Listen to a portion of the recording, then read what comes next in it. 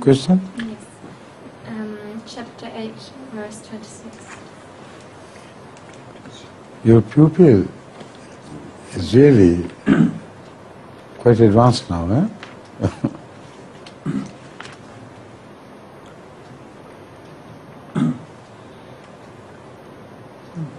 أعوذ بالله من الشيطان الرجيم واتقوا فتنة تصيبن الذين ظلموا منكم خاصة واعلموا أن الله شديد العقاب. And beware of an affliction which will surely not smite exclusively those among you who have done wrong, and know that Allah is severe in requiting. A very strange coincidence that you have asked a question which is directly related to what I was saying just before. But first, translate the question. You see, the manifestations of God to which your question referred, and in my answer I said some manifestations are awesome. They inspire awe so much that there was no difference left between mankind and animal life.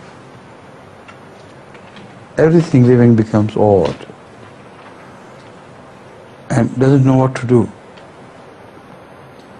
During such manifestations of Allah, unless some beloved of God is told in advance, these manifestations do not distinguish between good and bad and evil and pious. All are carried away.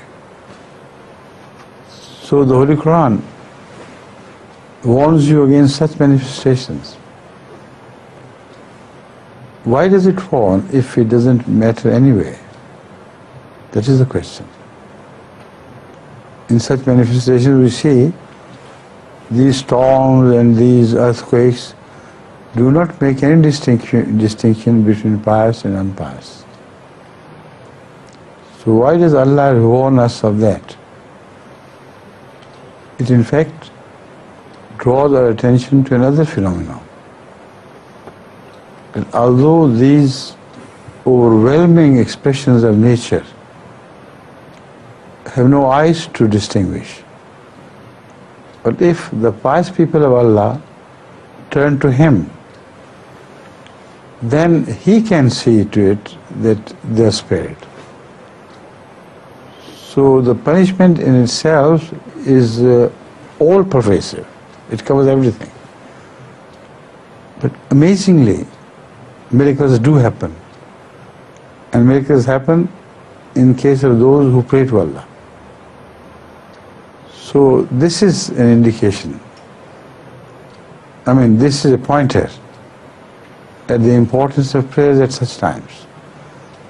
If people seek Allah's shelter, that shelter can still be provided them during these storms and things. We do not spare.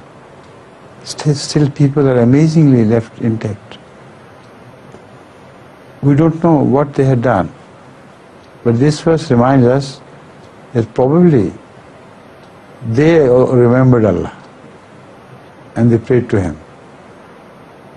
Like the people who were in the boat and the soft, lovely winds turned into a storm which would not spare anything.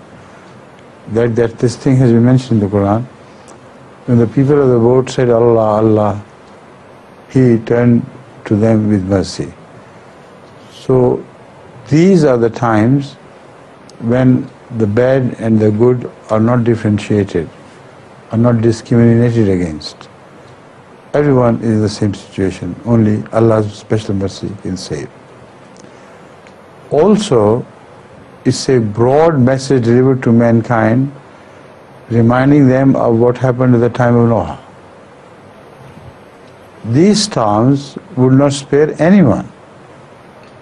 But when a prophet of Allah has come, if you believe in him and you submit to the message he receives from Allah, then sometimes Allah shows this miracle to the whole world, that His manifestation is overwhelming. Yet people who belong to him are saved in a manner that is never witnessed before. They are told ahead of time what they should do. Like the boat or the ark of Noah was built long before the storm came. And it was built under direct instructions from Allah. So these things happen. And this verse is a reminder that beware of such a punishment from Allah.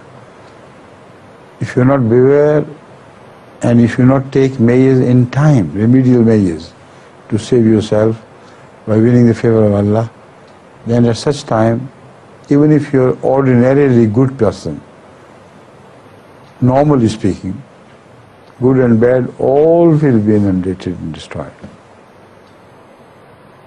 Got it? Is that your question? Yes, yes.